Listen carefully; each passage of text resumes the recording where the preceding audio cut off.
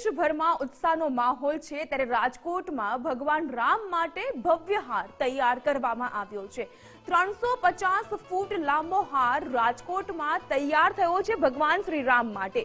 માતૃ મંદિર કોલેજના વિદ્યાર્થીઓ દ્વારા એ હાર તૈયાર કરવામાં આવ્યો છે, જે હારમાં એલચી લવિંગનો ઉપયોગ કરવામાં આવ્યો છે। તો વળી સાથોસાથ શાસ્ત્રોક્ત વિધિ દ્વારા એ હારનું પૂજન પણ કરવામાં આવ્યું છે। હવે હાર રાજકોટથી અયોધ્યા લઈ જવામાં આવશે। વધુ વિગતો સાથે જોડાઈ ચૂક્યા છે રાજકોટથી સંવાદદાતા રહીમ લાખાણી। રહીમ, આ ખૂબ જ ભવ્ય આશીર્વાદ કહી શકાય, કારણ કે વિશાળ એક હાર બનાવવામાં આવ્યો છે વિદ્યાર્થીઓ દ્વારા। કેવો ઉત્સાહનો માહોલ રાજકોટમાં?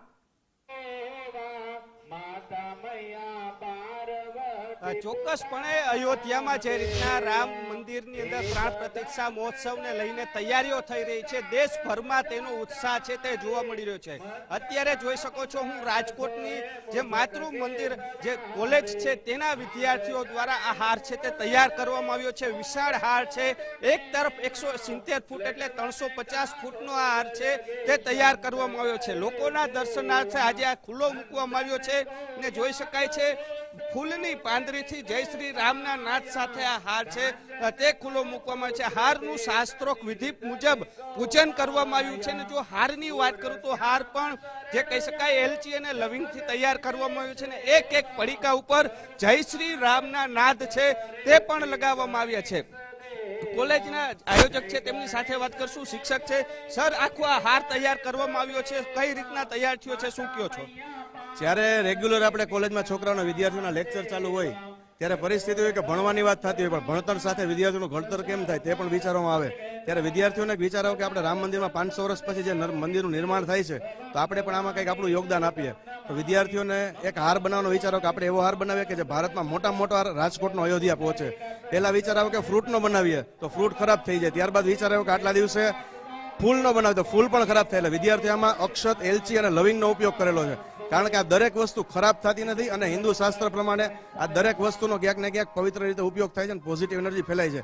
અને આ દરેક વસ્તુ મંદિરે પહોંચ્યા બાદ પણ હરિભક્તોને પ્રસાદી સ્વરૂપે પણ આપી શકશે અને રામ ભગવાનને જો થાળમાં ધરાવે તો પણ ઉપયોગ થઈ શકશે। શાસ્ત્રોક્ત વિધિ મુજબ આખો હાર છે તે તૈયાર કરવામાં આવ્યો છે, જે રીતના જોઈ શકાય છે એલચી અને લવિંગથી આખો આ હાર તૈયાર થયો છે। કારણ કે જ્યારે અયોધ્યા હાર પહોંચશે, કારણ કે ફૂલ છે તેને આઈસ પેકમાં રાખવાના હોય છે, પરંતુ શાસ્ત્રોક્ત વિધિમાં જેની ઉપયોગ થતો હોય છે, ભગવાનને જેના તાર ધરવામાં આવતા હોય છે, જે એલચી અને લવિંગથી આખો આ હાર તૈયાર। સાહેબ, શું કહેશો? વિદ્યાર્થીઓની જે આશા હતી તે કોલેજ દ્વારા પૂર્ણ કરવામાં આવી છે, સૌથી મોટો હાર છે રાજકોટમાંથી તૈયાર થયો છે। રાજકોટની આ માતૃ મંદિર કોલેજ દ્વારા વિદ્યાર્થીઓ દ્વારા જે હાર બનાવવામાં આવ્યો છે, હું માનું છું કે માત્ર રાજકોટનો જ નહીં પણ ભારત વર્ષમાં આવો પહેલો હાર હશે કે જે હારની અંદર પણ વિદ્યાર્થીઓએ જે આસ્થા દર્શાવી છે, રામ પ્રત્યેની પોતાની, ભગવાન શ્રી રામ પ્રત્યેની પોતાની શ્રદ્ધા છે, અને એનાથી એ વિશેષ કે અયોધ્યાની એ ભૂમિમાં જ્યારે રામ મંદિર બનતું હોય ત્યારે એ સુશોભિત થાય અને સુગંધિત થાય એટલે એલચી, લવિંગ અને ચોખાનો આ લગભગ 350 ફૂટનો હાર બનાવ્યો છે। ત્યારે આ માતૃ મંદિર સંસ્થાના વિદ્યાર્થીઓને લાખ લાખ અભિનંદન આપવા ઘટે। અને આ સમગ્ર હાર અમે 22 તારીખે જ અયોધ્યા પહોંચે એનું પણ એક આયોજન કર્યું છે, અને આ 22 તારીખે આ હાર રામલલ્લાને અર્પણ થાય અને વિદ્યાર્થીઓની આસ્થા અને શ્રદ્ધાઓ સાથે વધુ જોડાય એવો પ્રયત્ન કર્યો છે। વાત કરવામાં આવે દ્રશ્યો જોઈ શકાય છે, કારણ કે જે રીતના 350 ફૂટનો આખો આ હાર છે પટાંગણની અંદર રાખવામાં આવ્યો છે। શાસ્ત્રોક્ત વિધિ પ્રમાણે આ હાર છે તેનું પૂજન કરવામાં આવ્યું છે। એલચી, લવિંગ અને ચોખાની એક પડીકી તૈયાર કરી છે અને તેની વચ્ચે એક ગોળ જે સુશોભન થઈ શકે તે પ્રકારનો હાર છે, કારણ કે હારની અંદરથી જો જરૂર પડે તો કહી શકાય કે જે રીતના એલચી, લવિંગ છે તે ભગવાનને થાળમાં ધરવામાં આવતા હોય છે અને તેનો હાર છે કે 70 જેટલા વિદ્યાર્થીઓએ 7 દિવસની મહેનતથી આ હાર છે તે તૈયાર કરવામાં આવ્યો છે। જી આભાર રહીમ, તમામ વિગતો